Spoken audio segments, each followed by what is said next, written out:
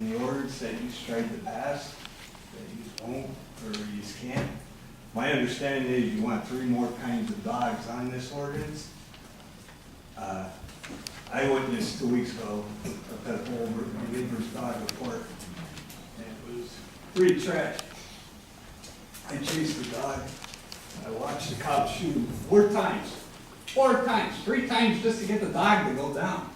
The 4th time killed the dog. The cop told me, he goes, we do 4 of these dogs a week. What are we gonna do about them? I mean, I don't want, I'm an animal lover. I mean, everybody that owns a pet bull and that, they're not bad dogs. But it seems like up in my area, I live on Bowman Street, between Pearl Street and Laurel Street, there's 11 pet bulls in 1 city block. The property that you just mentioned, on Bowman Street, that guy has 5 of them. 3 of them last summer got out and was running the street. My neighbor has a corner lot, he's got 2 little dogs. The doggy run up alongside the fence trying to get after him. When my neighbor confronted the guy, he says, you don't know what you're talking about. Go back up the street. Me personally, next one that gets out, I see him running on the street, I'm shooting him. That's how bad life's getting. So, what are we gonna, I mean, these properties are rental properties. We're talking about rental properties. We ain't talking about homeowners. We're talking about rental properties with no fence around their yard. Me as a homeowner, if I had a dog, I have to have it on my homeowner's insurance. These people can't get homeowner's insurance. Matter of fact, they probably can't get insurance at all with these dogs from the way I understand the liability is so high. Just think if that was a kid. I know one thing, I went to second guess whether I'd shoot him or not. I probably would have shot him. I second guessed it because I'm not too sure about the laws. There's a gray area there. And I was told it's probably a good thing I didn't shoot the dog. I probably would have get sued. I had a guy that rents, that has a yard with no fence. So, I mean, we gotta think about this, you know? It's gotta change. I mean, when an officer tells you you're shooting 4 of them a week for the last month and a half, 2 months, time to wake up, ain't it? I know my area, on Kidder Street, if the cop comes up there after dark, I told the cop, I said, you come up there, you try your gun before you get out of the car. I said, some of them are chained, they're right to the sidewalk. You can't ride a bicycle down the street, down the sidewalk anymore. You can't go for a nightly walk, because this is how terrible it's getting. I mean, I know your hands are tied legally. There's not much you can do, but a little bit of something would help. Anything. I mean, I'm here pleading for you, and it wasn't even my dog. I mean, that could have been a little old lady going to the PM church Sunday morning. Matter of fact, it could have been a kid. We do have a couple kids that they don't believe in cartoons anymore, kids. Sometimes you see them running around 8:30 in the morning. That could have been a kid. I mean, is that what it's going to have to take for a kid to get bit by one of these dogs before somebody really thinks about doing something?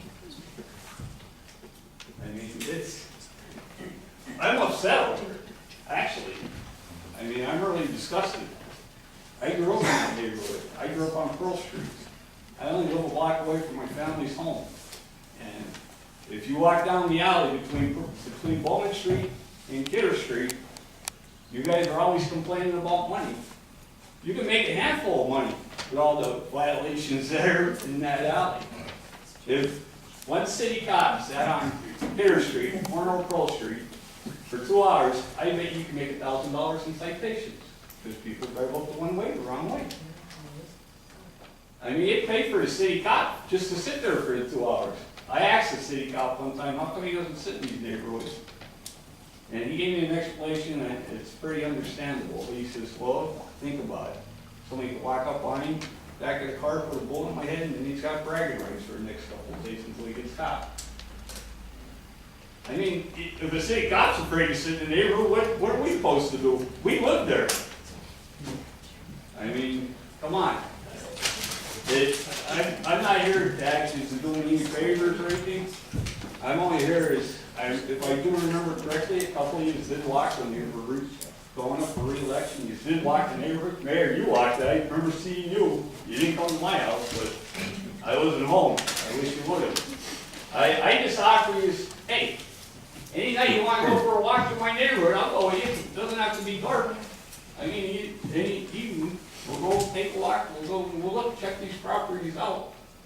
I mean, the eyesore on the corner of Pearl and Kidder, I don't know, the wall's buckling this way. I guess you gotta wait until it falls down before somebody says something.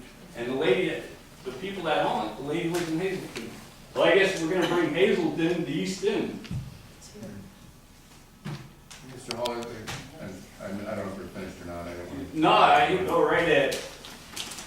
The city has looked at, and Attorney Henry will tell you a little more about breed-specific legislation, a little bit difficult to do. I'm not disagreeing with you. No, I understand the I state understand trade. that certain breeds of dogs Right. may be more involved in those types of actions, but I know that there are other laws that state and local ordinances as well that regulate dogs.